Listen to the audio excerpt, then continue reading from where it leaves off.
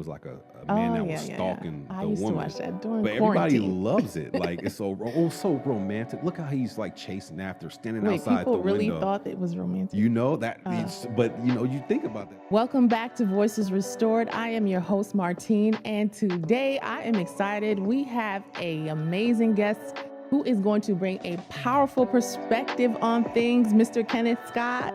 Yes, Thank you indeed. for coming today. No, I appreciate you having me on. I'm excited.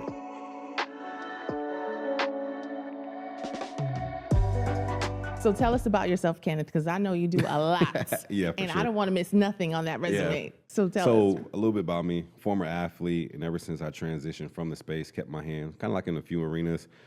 Business professional, work alongside a lot of social work with nonprofit organizations. I'm a professor at Rice University. As you know, I'm an Yeah. author as well. Music too, and so dibble dabble in a lot of things. But my main goal is just to help people. Okay. So, favorite genre of music? Definitely neo soul. I Okay. just love the vibe it brings to me. But growing up, obviously from the West Coast, I love G Funk. Okay. So I love like DJ Battle Cat type productions, like that old Snoop and stuff like that. So kind of in between of Okay, like because genres. you're from the West Coast. Yes, That's why. yes, yeah, for sure, for sure. All right. Well, I'm an East Coast girl, so Well, Jay-Z, my favorite rapper. So I okay. mean, And I got love for Biggie. him too. Okay. Yeah. All right. So let's get started because I want to talk about Mhm. the men. We Yeah. are talking about the men today.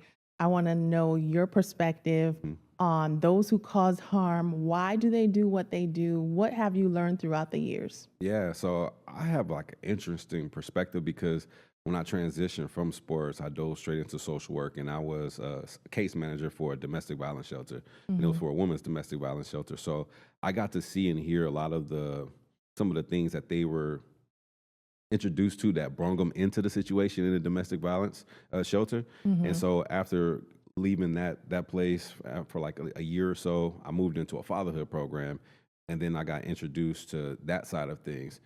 And then years later, I ended up getting reintroduced by Harris County Domestic Violence Coordinating Council. They ended up getting a grant and wanted to help the recidivism rate and the homicide rate in intimate partner relationships. And being that I had a close relationship with them from previous, work Yeah. with the domestic violence shelter, they was like, hey, we have this program that we're thinking about. We want someone to come in that has background in both those situations. Right.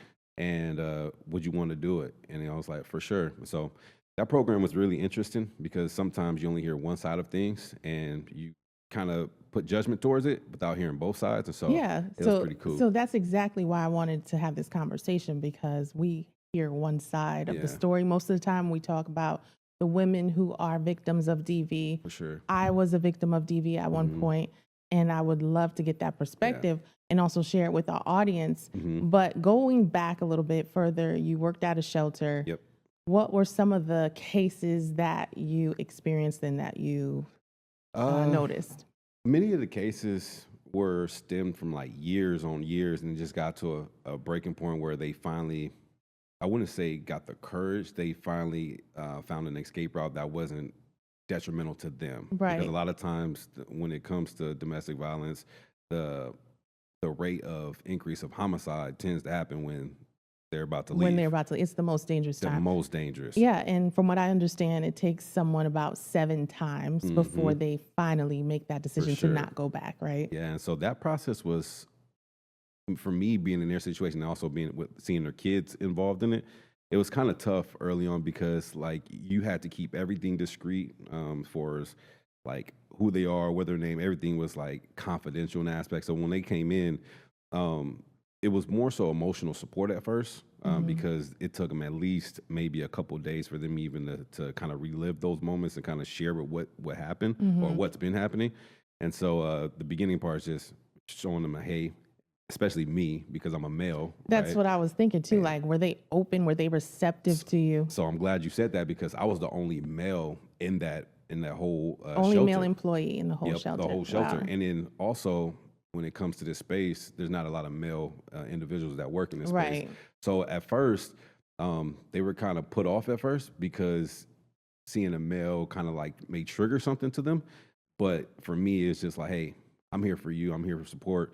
And so over time, their guards tend to get down. And then as they're longer in the shelter, they'll come to me and ask me advice like, hey, what would you do in this instance? Like, hey, I did, I, if I, if we were, together, whatever, hypothetical situations, and I came to you like this, how would your response be? Just asking questions, trying to become better as far as the healthy dynamics in a Yeah. relationship, which I thought was pretty cool. And it helped me out too, because it's like, man, now I'm understanding of like what it takes to be a better man, etc. So that was pretty cool, and to kind of Yeah. navigate both. And I also think that being a man in that space Mm-hmm. and them finally, the women or the survivors finally opening up to you and being Mm-hmm. receptive Yeah. and getting comfortable enough to talk to you about their situation and wanting to know, how can I communicate better? Mm-hmm. How can I build healthier relationships? But did Yeah. that, at any point, did they feel like they were at fault for their situation?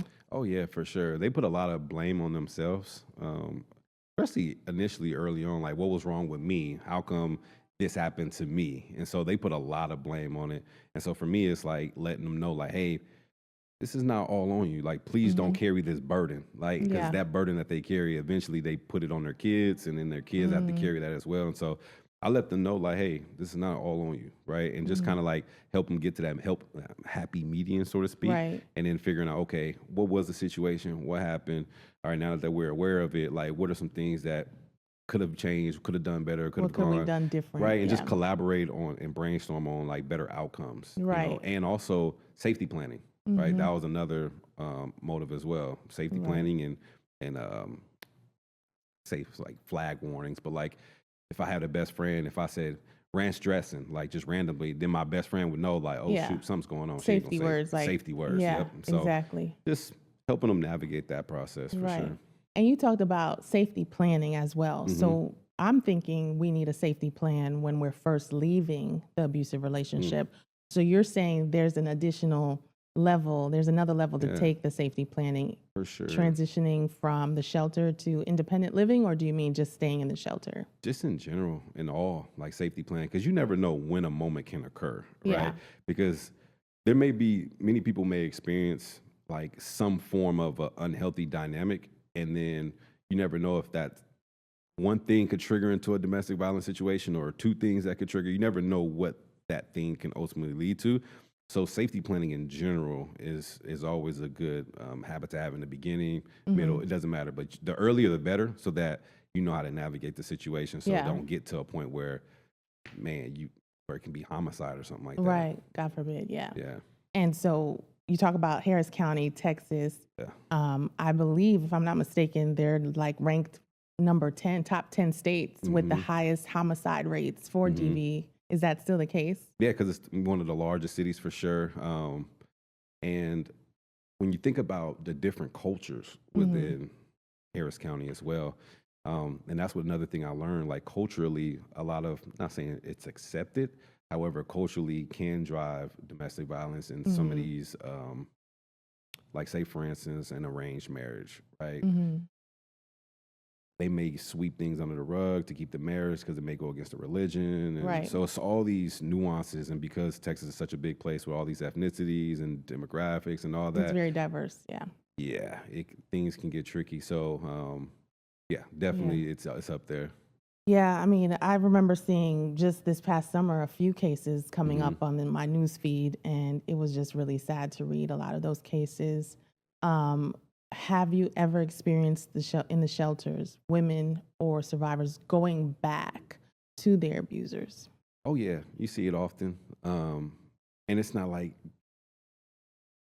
you don't want to say like, don't go, like, you want to prep them as much as you can, right? But you can't, like, they're grown adults. You can't tell them, like, They have don't to go make back. their own You have to decision. make their own Yeah. decision, but you're there, like, giving them, hey, this is the risk of doing and the risk of not doing, Okay. right? So they can make an informative decision. Correct. Okay. And a lot of times they may go back because that's probably all they knew, Yeah. or a person that's all they know. They're comfortable. They and believe they can change. and they're like, they're at a high level of insecurity, so that person may have made them felt super secure, so they're attached to them and don't see themselves without them. And so, Yeah. like, that shelter taught me a lot, because it shows, like, man, you have to learn how to build these people back up too, because they're at the moment of brokenness to where, like, they're super vulnerable, and that person that may have caused harm to them may sweet talk them or some way and reel them back in. And so you just got to, like, help them along the way to kind of get secure within themselves. Like, Yeah. you are strong, you are brave, you can do this. Right, So, yeah. absolutely. Because in one ear, they're hearing you are brave, you are confident, you are beautiful, you can do this. But in the other ear, they may still be speaking to their abuser. Yep. And they're saying, I'm going to change. I'm sorry. I know I experienced that, like the crying, the manipulation, Yep. the apologies, the love bombing. Yeah. And they promise you all these things. And when you go back, it turns right back into that same abusive pattern. That was really tough. And it does something to you psychologically as a woman, as a survivor of DV, and you think the person's being honest, right? Because they know how to manipulate pretty well. For sure. But just speaking, now we'll talk about the men, okay? I want to talk about the men. So why do you think they do what they do, or the ones who cause harm, so to speak? I know you like to use that word, those words. The ones who cause harm, why is it that they feel that it's okay to hit women? Yeah, the biggest thing is often power and control, right? They want to feel like they, quote unquote, own that person. Like, this is, you know how we say, this is my girlfriend, this is my girlfriend. Like, they have possession over them. And so that dominance, and then if you put in the nowadays with men are supposed to be this type of figure. So they're like, in order for me to feel that manly figure, I have to own you type of thing, you know? So that type of possessive type of mentality and attitude instead of a collaborative partnership, you know? Yeah. But the interesting thing is, as much, man, working in a program taught me that the same kind of like, as much as I tried to help the women, I had to help the men in the same aspect of like teaching them, like, because they're insecure themselves. And so that's why they tried to mask and like control other people to make themselves feel better. Yeah. Right. Because of their own insecurities. And so it was weird because it was like me trying to have to like build them back up in a way, like, look, in other words, they're showing that they're trying to get better, right? Yeah. And that's another part too I'm gonna get to next. So they showing they're trying to get better, and so they may manipulate that, but they haven't shown enough patterns to like consistently get enough. So they may say they are getting better, which they probably are, which I've seen, like they probably are trying to get better. But then, right, the manipulation happens. Some are, some aren't, but you have to really decipher between the two. But that was an interesting and tricky part of it, because like whenever a situation happens, right, they have to go through the BIP program, et cetera. And some may put up a good front, you know, for that duration. Okay. Right. And be like, Gotcha. I've changed. I did all this. So how many weeks was that program? So my program, it was continuous. Like it didn't stop or anything. I put people on tiers based on like the frequency of when I needed to speak with them. So some people may get me twice a week, once bi-weekly, monthly, depending on their tier of. And did it depend also on the severity of the type of abuse or their background? Sure. Because some things take longer than others to unpack. Like a lot of them had like anger issues, or they may recidivized, you know, multiple times, right? So it depends on the case for sure. But that's what I learned early on, was like some may say they changed, but then once they feel back comfortable, they go back to their old ways. Right? It's like all these green flags, and then they change the color, and all right, cool. And some switches to where it takes them all the way back, and now they're back. So they may have changed, but not changed long enough. So I guess the question is, how long does that person or the one who causes harm need to be apart from the victim before you can say, you guys can try this again if you really want to? And that's tough. It's case by case, because I've seen some matters where, you know, there's time, and then they both go to couples therapy. And then now, over time, they use that couples therapy as like, well, you said in therapy that boom, boom, boom, and now they're using what's in therapy on them. So it just, everything is so difficult because it's so subjective and situational. I should say there's really no time limit for anything.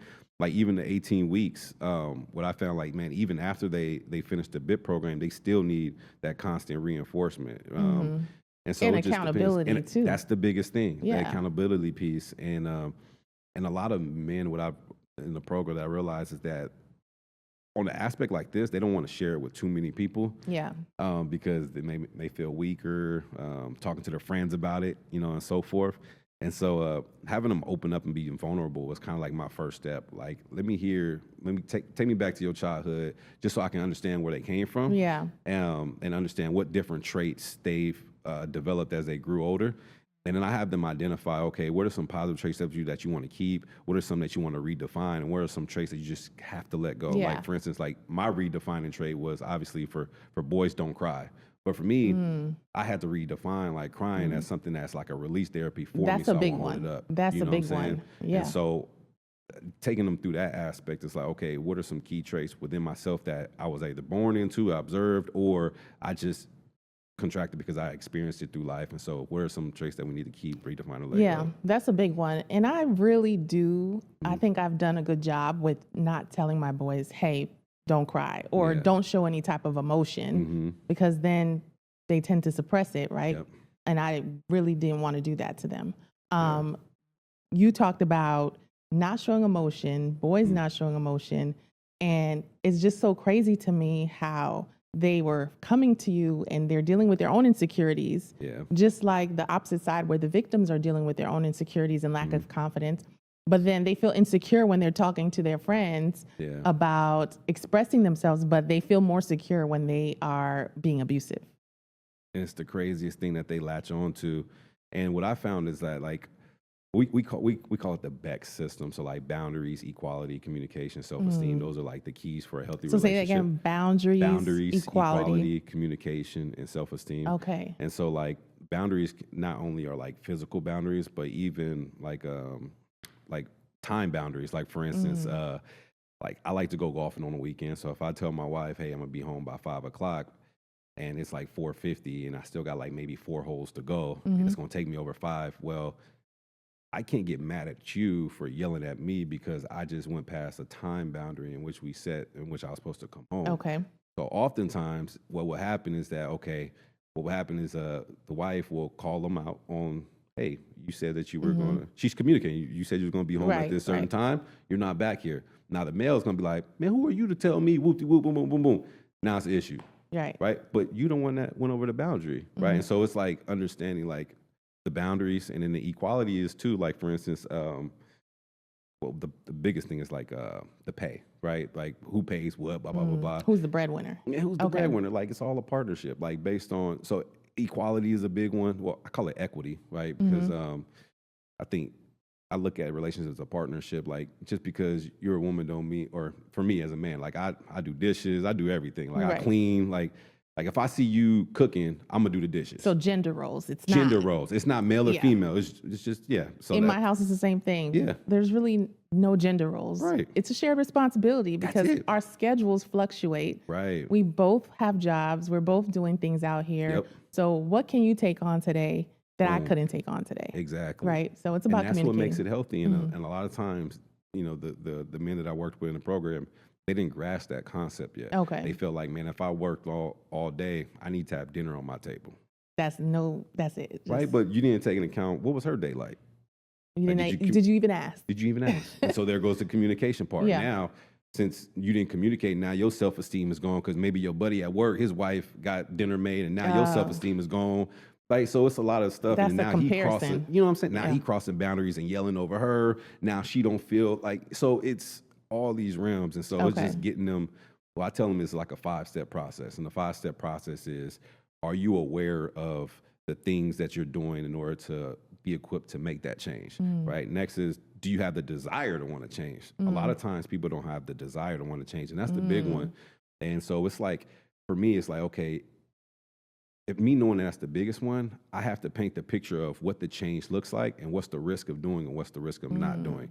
Wow. And based on those two, like that's the way to go. And so the desire is the big one. And then after you have the desire to want to change, then I'm going to equip you with the knowledge to do the things and move and, put the roadmap ahead of you Yeah. that you can be able to take on. And then next is the ability. Now that you have the knowledge, right, you gained it, now apply it. And so show me that you have the ability to take on. So for instance, for example, if, he caused harm 3 times in a week, based on the awareness based on the desire and the knowledge that I'm giving you, show me the ability that you can reduce that to maybe 2 times, 1 time. And then the last one is reinforcement. Can we keep this going so that we can ultimately be on that path to change forever. So you were okay with baby steps. You were okay with the Yes. gradual change. Got to be. I think that could be it right there too, because from a human standpoint, from a human perspective, Yeah. we expect people to just change just like that. And if this is something that they've been doing for a long period of time, that is not realistic. It may not be possible. Yeah. Now be that a you red say that, flag. yeah. And also, like, just thinking back, would you recommend that a couple stays together while this person is going through a program similar to yours? Or do they need to be tough. separated for some time to give him or her the opportunity to change? And that's tough because, and again, it's a situational. I've seen both parts. Some people need space to know themselves, and that kind of goes back to, we were talking about social emotional learning. Yeah. Like, you have to know yourself in order to manage your emotions, to treat other people well. And so for me personally, I'm gonna have to separate myself so I can know myself first. Yeah.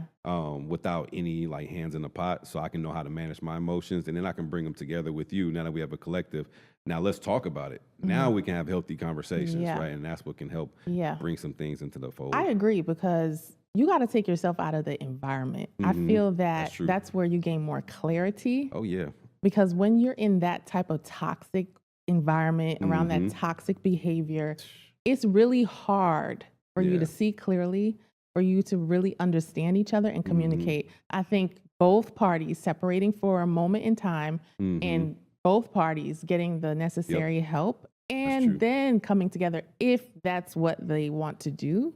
Yeah. But And that's another thing too that you just made me think about. But exposure, like you talk about these environments, a lot of people don't know what they don't know. Like if you grew up and your whole life was like that, you Yes. don't know what else is that out is so there. true. And so like another thing in the program was like giving them an exposure to what the other side could look like. So that was the biggest change, of like the awareness part. It's like, well, do you know, like, yes, you're in the situation, but do you know what the other side could look like?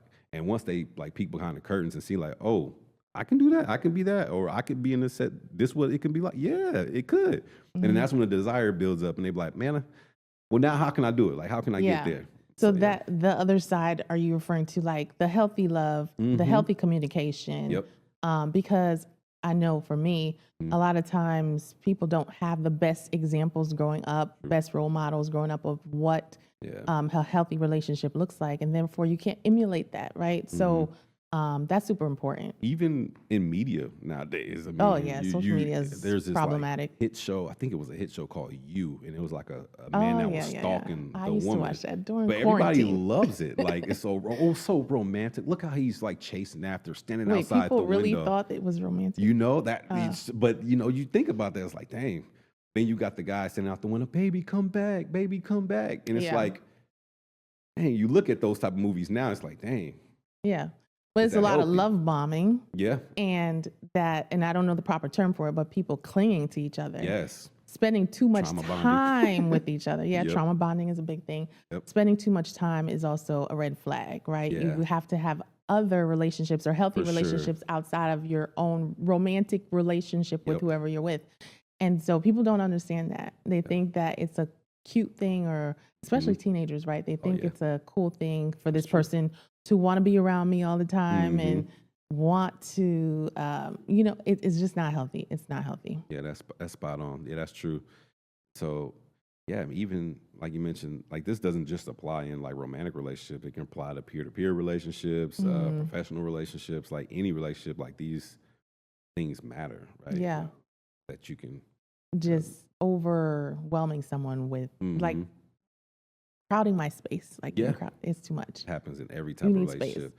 And it's cool too, because like seeing the transformation side of the men, which is the coolest thing, and then they become a better bystander. So they start checking their homeboys or checking their friends, like, nah, man, that ain't cool. Oh, so they start holding other people others accountable. And so that's the beautiful thing about it, the transformation part, and how they're giving back and trying to they becoming a better bystander, and That's good. that's what you hope for. It's like, Right. you know, after they didn't see the other side, they're like, man, hey y'all got to come see it too. And Yeah. so you think about kids, they try to run a lot with the cool crowds and Yeah. do whatever the cool crowds do, and it just takes that one to venture off to the other side and show them like, hey, nah, this not it. Be the leader of the pack. Yep. Yeah. Yeah. To speak up because they don't want to be outed or left out of situations or events because they decided to speak up. Yeah, and another thing too, I just thought about too is like allowing people to define what their own relationship looks like. Like for me, I remember some man said, I can't be a stay-at-home dad or something like that. I'm like, well, if that's okay with you, then who cares if that's okay? Because I remember there was a situation where the wife was making all the money, right? Okay. And his friends will put him down and make him feel less than because he was He a didn't stay-at-home work. dad. Okay. He didn't work. His wife was a nurse, making all the money. And so it was kind of like a role reversal, but his friends and the people around him made him feel less than. And because he felt less than, he poured that on to others. And so it's like, why would you allow others to like redefine what your relationship looks like in your home? Right. Like, things were going great. And then all of a sudden you want to change things because your friends. So it's a lot of stuff is crazy. Being confident in what's working for your relationship and not allowing other people to have That's a say. healthy. Yeah. Yeah, that's healthy. Right, Yeah, exactly. For sure. So trauma. I want to talk about trauma. What were some of the triggers that you learned about through these men that you were helping? Thinking back and talking to them about their childhood experiences. A lot of them, it was the weirdest thing. Like it's like when they would say like they saw their mom being like abused and the anger that they felt inside, and they'd be like, I would never let him, and then they end up ultimately. Yeah. It's like, dang, well, where did that? So why do you change? think that is, right? Because growing up, they would see their father abuse the mother, or maybe it was a stepfather, whoever it may be. And they said to themselves, I will never, right? That I will never, I feel like it's the precursor for it to actually happen. But when they say I will never, and then they end up doing exact thing that they said they would never do, why? What was their reason behind it? And they oftentimes they'd be like, man, I don't know. Okay. And then they'd be like, man, I just lost. When they're talking about their situation, man, I just lost my mind. I just got angry. I lost sight of my emotions, and that's when I just lashed out. But going back to those moments allows them to kind of feel those emotions when they were younger and be like, man, you're right. That wasn't cool. And so that kind of like, that's why I like going back to their childhood, because I can take them back to that moment to where like they felt that anger. It's like, man, now why would I do that or for some who have like children themselves, if someone did your daughter the way you did, how would you feel? Right. Those type of questions I'll beat the mess out of them. Yeah, they want to knock their head off. Right. So sometimes like they answer their own questions. You just have to like put it out there for them. Yeah. And so they be like, oh, they start realizing themselves like, oh. Yeah. But it's like when they're in that moment, for some reason, there's no control. There's like a lack of control, and they just lash out. Yeah. And one of the strategic things that we did was like, okay, so when you're angry and in that moment, a lot of people, the men tend to step forward, like pushing their anger. And so instead of that, we tell them, hey, instead of stepping in, just step out. Because like when you step out, you just think about like a little hula hoop. Both of y'all, when y'all in the anger moment, y'all step inside this hula hoop. Now, when you notice yourself getting angry, just take a step back. Okay.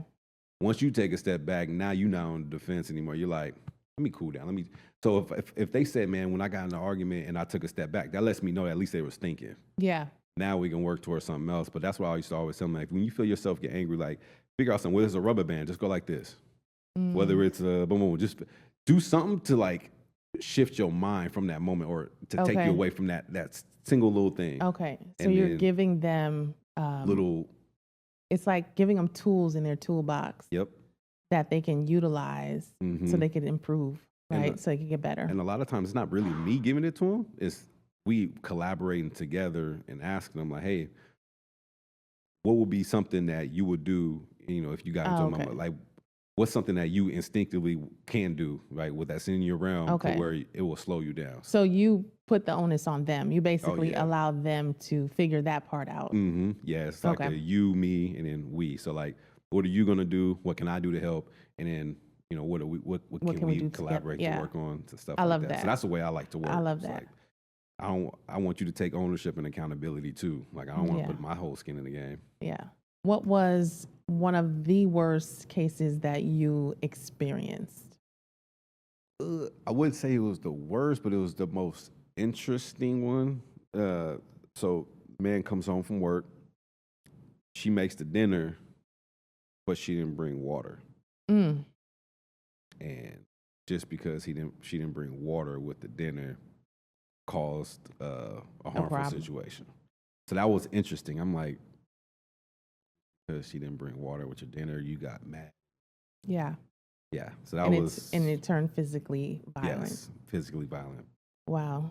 Yeah. So I can relate because I had a similar situation. It wasn't water. I was asked to make a bowl of cereal, and I put too much milk apparently and not enough cereal. And so that turned into a situation because I didn't put enough cereal. So the response was, can I get some, can I get some cereal with my milk? And things just went left after that. So I can totally relate to that story.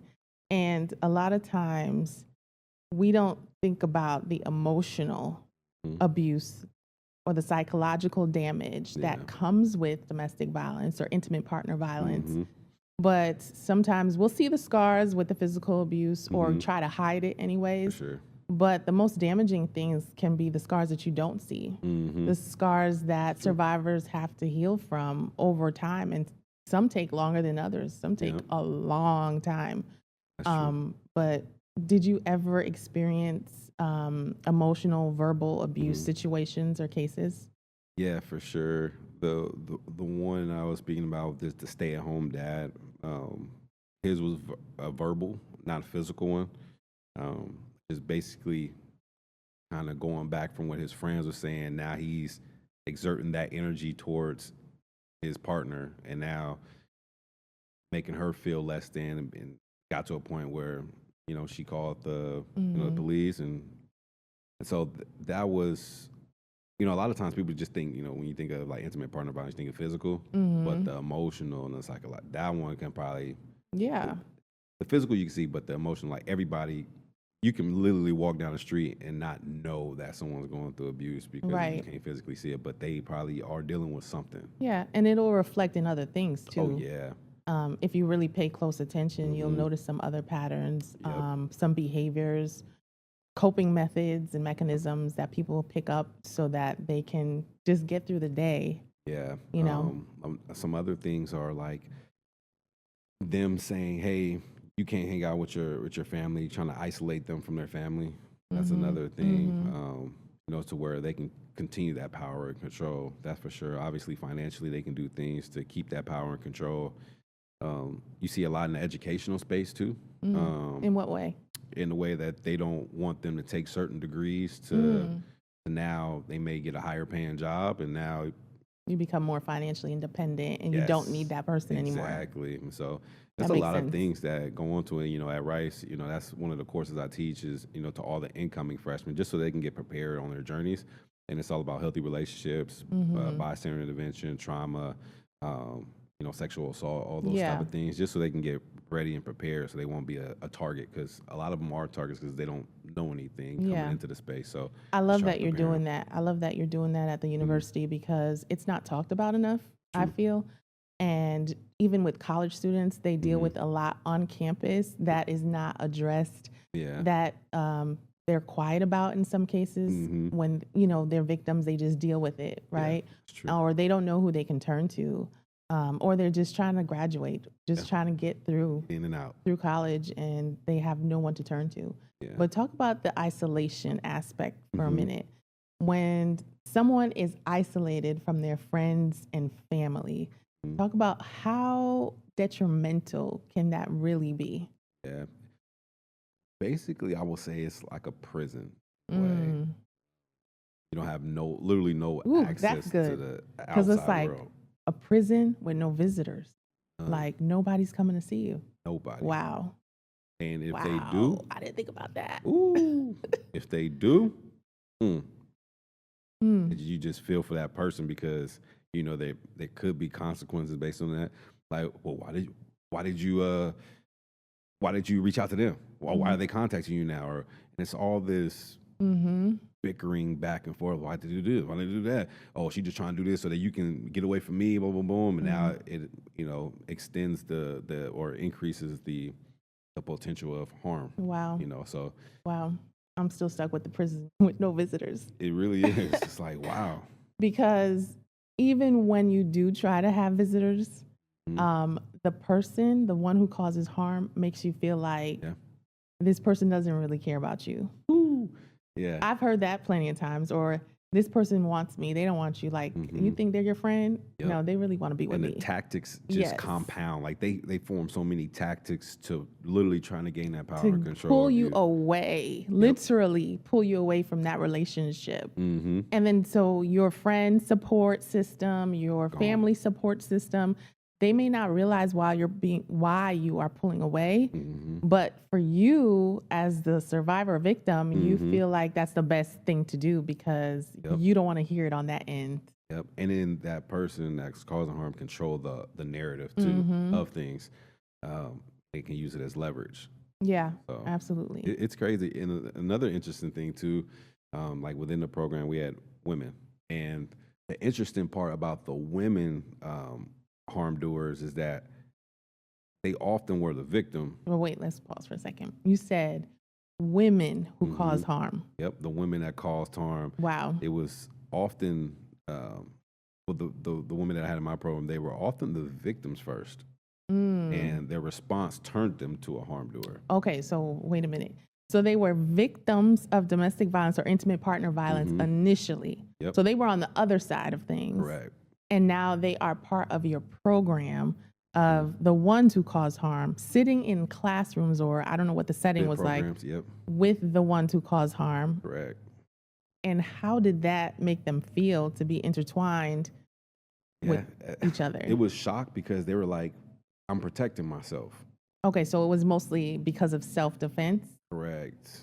Okay. And because, so for instance, I'll give you an example, like just a made up example. It'll be say a stay-at-home mom, right? Okay. Or a mom that's part-time working or whatever. The husband comes home, he's putting his hands on her, etc. But none of the stuff got documented to the police or anything. So she they never called the cops, never pressed charges. So there's no record. There's no records. Okay. However, she gets tired of his stuff and one day just comes and just smacks him in the head with a pan or something. She's Now fed up. that's getting documented. She's fed up. So now all the stuff previously, nobody knows. But they know now she hit him upside the head. Because he decided to call the cops. Yep. Or a bystander called the cops. And now she has a criminal record. Yep. Wow. To go to the Oh my gosh. It was tough. It was like, and so for them, it's like, how is it my fault? Right? But then again, you could say the same thing for, the men harm doers. Like, well, she verbally abused me. She psychologically abused me. She made, turn down my self-esteem, and that's what caused me. So it's a lot of that. It's like cat and pony games that each play against each other in a way. Well, I only did this because she psychologically abused me and made me feel less than, and so that's why. And so you get a lot of that, which is interesting. So what was the ratio like for you in the program? Yeah. So initially it was just aimed towards men in regards to like, how can we help men? Because they had a higher percentage of, causing harm in a relationship. Yeah. So it was just more intended men. But as I connected with a lot of BIT programs, there were some women that wanted services or needed some services. And so, we just introduced a very select few just for like case study stuff like that, trying to hear some backstory. And so it wasn't that high. So if it was like 10 men, it would probably be like maybe 2 women. Okay. 1 or 2 women. So with the self-defense issue, I know that there's a lot of times things go completely left for women. They get fed up. They're tired of the situation. They don't feel like they're getting the proper support with the Yeah. justice system. They end up murdering the one who causes harm, their abuser, or something happens, right? They end up in jail. Yeah. And obviously, the program that you had, you wanted to intervene before it got to that point. Yeah. But how often are we seeing women go to jail because they were being abused and they're not getting the proper support? That's tough because I only had a small sample size, so I wasn't really on Yeah. that sample size of it. But I could say it's a good thing you brought up the murder part about it too, because that's what you would see. So a lot of times a harm doer will harm, and then they will not only kill that person, but they'll shoot themselves. So it's like murder suicide. So those are on top of cases, you know. So all this is, you know, diving into the work. It's kind of crazy thing. You see a lot of murder suicides, you know. So why do you think that is? Like, they have abused this person for a period of time. Maybe they got help, maybe they didn't. Maybe they went through a program like yours, maybe they didn't. But now they decided to kill this person, you know, unalive this person, and then they kill themselves. Why would they go through that? I think at that point, that shame hits you. It's like really no way out now, honestly. Go to jail for the rest of your life, and they probably can't deal with that part of it. So they just unalive themselves, you know, at that point, you know. So that's the only thing I can assume that happens. Like, man, once that shame and guilt builds up, they're like, man, and you know, the police come raiding in, they're like, then once you have that gun and you already unalive somebody, they're like, shoot, not too many options left. So they end up, you know, in a bad situation. It's just really sad. Like, what would you suggest or recommend to the ones who cause harm so that it doesn't get to that point? Yeah. Biggest thing is just knowing what triggers you. I think that's the biggest thing. If you know if she may have said something and it triggers you, communicate that to them and let them know like how it triggered you, why it triggered you, just so that like next time it does happen, like it will already be known, and the other person be like, oh shoot, let me make sure I, you know, not cross any boundaries, etc. And then also like if it does happen and triggers you, how can you not let it escalate to the point where so abuse. Knowing your triggers, number one. For sure. Before you know your triggers, you have to know yourself. I feel like you really need to know yourself. You need to understand your background, your history as far as trauma goes, right? And then communicating what those triggers are. So people do not cross those lines or boundaries with you. Especially if it's a relationship that you really care about. I think it's important for you to share that. Yeah, I think about that. That's the biggest thing. It's like communicating your emotions. And that's why it's so important to start early on when you're younger. Like with my daughters, I tell them, like, if you feel in a certain way, like of whatever happened, let me know, like describe your feelings that you're feeling and why the best way possible. The best way possible. Just so that like as they get older, they can be able to communicate and articulate it. So they can set boundaries and also nobody be able to cross boundaries too. So that knowing your triggers works for both parties.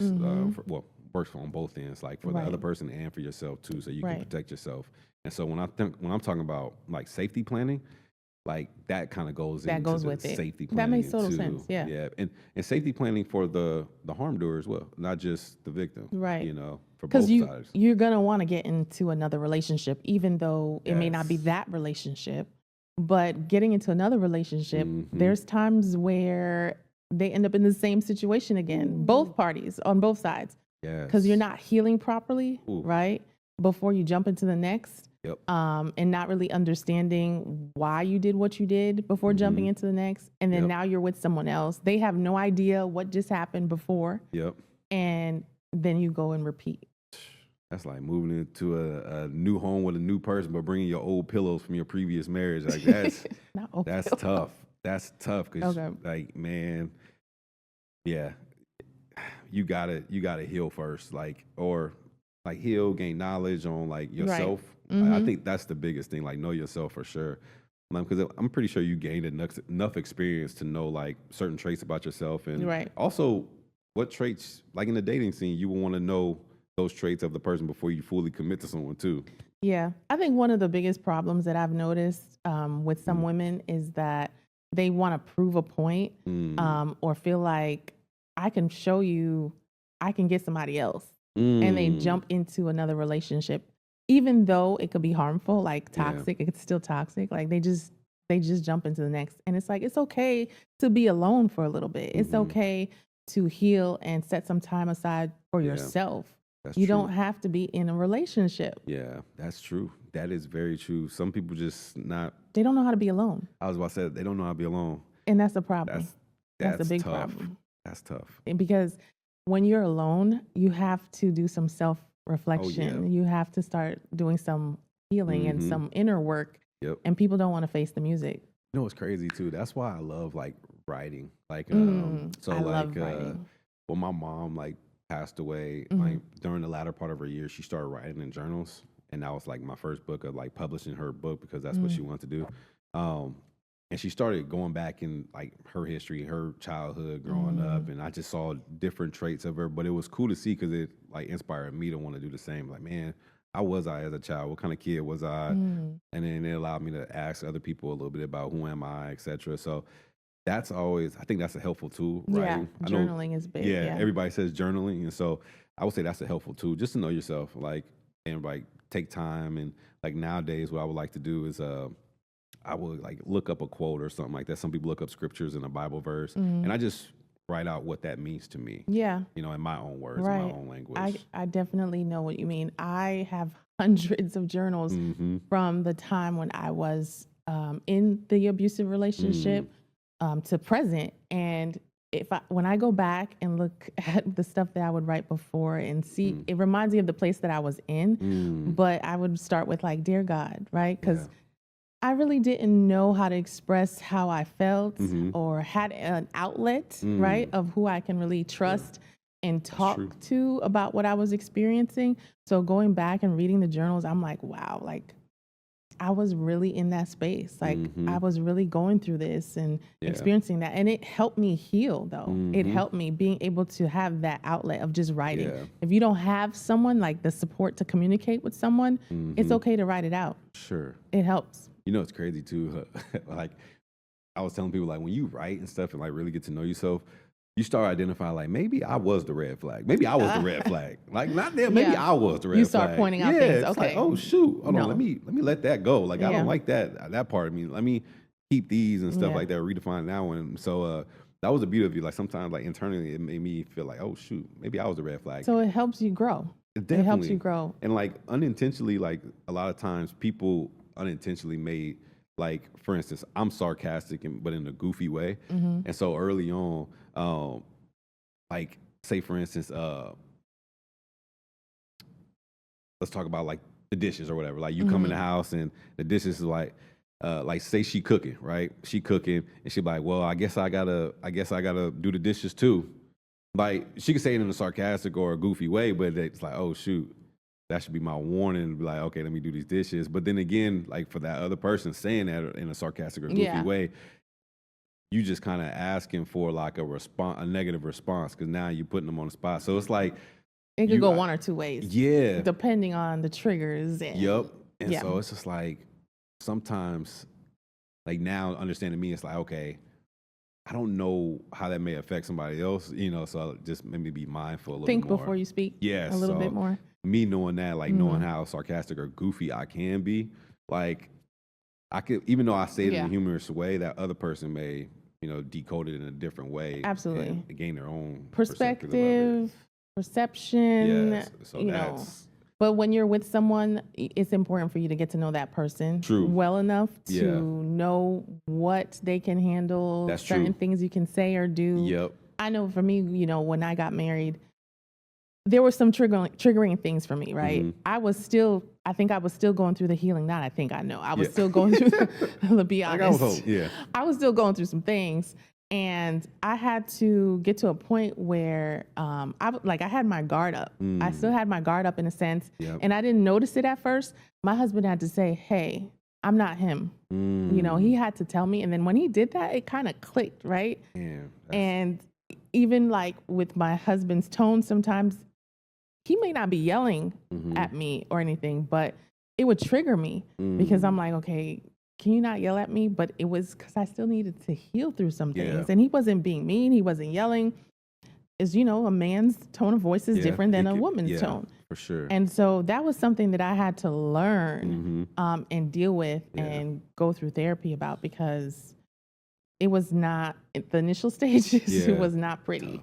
It was not cute. And therapy is really cool because like growing up, like my mom, my biological father, they were never married. They was just in a relationship. And then I never grew up with my real father. But, when my mom and my stepfather got married and then they ended up getting divorced, like my junior year in college, my perspective of marriage initially was like, I ain't never get married. Like, what's the purpose of marriage? It's like a paper contract. Like, it's like, for me, so I had the negative perspective of marriage. But my wife, on the other hand, that like marriage is a thing. Like, you know what I'm saying? So you absolutely have. Yeah. Without a doubt. And so for me, I'm like, man, we've been together for so long. Like, that's just paper. You're right? Like, it doesn't mean nothing. But then, like, I started to see, like, over time, because we've been together since I was 17 years old, like before we got into college. And so like we just got married like a couple years ago. So we've been together for like, I'm 33. Yeah, I'm 33. We've been together for like, we were together for 7, engaged for 7, and then now married for 2. And so it's like, but during that time, I would wonder like, man, why she like doing certain things as far as like, but I realized like, because of my past traumas of like the marriage perspective, it probably made her insecure. Like, does he even love me? Like, does he even want to take that next step? You feel like she started questioning. You know what I'm saying? And so for me, it was like, I need to go back and reflect on like, why do I feel that way towards marriage? Yeah. And so like therapy helped me like unreveal that. I was like, man, I just seen the negative part of like marriage and what it could do, but I never saw the other side. And it was until I saw the other side of like the fruitfulness that it can happen. I was like, man, you know what? I do want that. I didn't even know, but then again, it goes to exposure. And I have 2 daughters. Well, we have 2 daughters. So it's like, and I started thinking like, man, do I want my daughters to just be, in a relationship? You feel like, well, you were committed in your version of commitment. Exactly. I was committed, but we weren't committed in a way. We weren't in the Legally marriage. Committed. We've lived together for ever since we was like freshmen in college. So it's like, to me, it's like, it felt like we was already married. Yeah. You know? So I'm sure now you feel like that's the best decision you made. Yeah, for sure. Because now there's no question anymore. It's like, does he love me or not? No, like, so it fulfilled that piece of it. And I didn't recognize it until I was like, oh shoot. Like, how would you feel if you was just in a relationship for 14 years and never popped the question? Like, you got engaged and then 7 years later, there's still no plans of getting married. Yeah. It seemed like you just did it just to do it. So it's like, yeah. Yeah. But it goes back to dealing with healthy versus unhealthy relationships. You had one perspective, right? From what you observed, and then you put yourself in a position to see something totally different. True. And I think that's why it's so important for me to teach teens, especially or adolescents, on what a healthy relationship looks like, what healthy love looks like. And now that you deal with the men, it's so important for them to, and even with some of the women that you've had to work with, for them to see what healthy love and relationships look like, what healthy boundaries look like. So you mentioned your book. What's the name of your book? So my latest book is it's a fictional series called The Other Side of Once Was. And so I look at ourselves as like, we're all in this present form, but we all have that like ideal person or said thing that we want to accomplish or get to. And so similar to what we've been talking about is like, what's that transformation look like on the other side? And so the books is a 4-part series. The first one is like pressure into purpose. And then the second series is, well, the second book is more of love, growth, and fatherhood.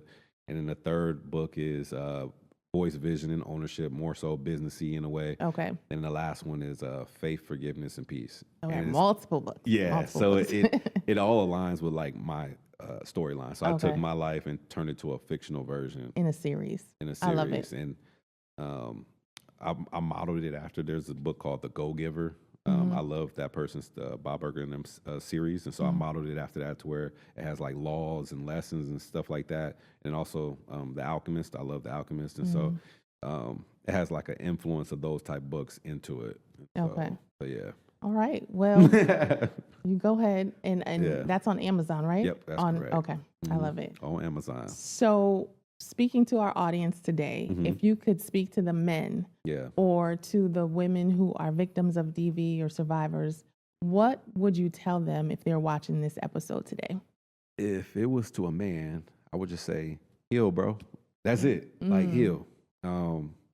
And be open enough to be vulnerable, because I think being vulnerable is valuable and connection is currency. And so, like, for men, it's just all about how can we open up a little bit more and blossom. And then to the women, it's just know that you are enough. I feel like a lot of women like suppress themselves often because maybe they don't want to feel as, I think bravado is the word, or as out there as, but own your space. I feel like stand in who you are. I'm big, and I tell my wife all the time, like, you run this, like, you that girl, like, you, like, I empower, like, I just love like that element of it, like people standing on, who they are. So for women, I just want them to stand in that and own that space. And for men, I want them to open up the space, per se. So own your space and open up your space. I love that.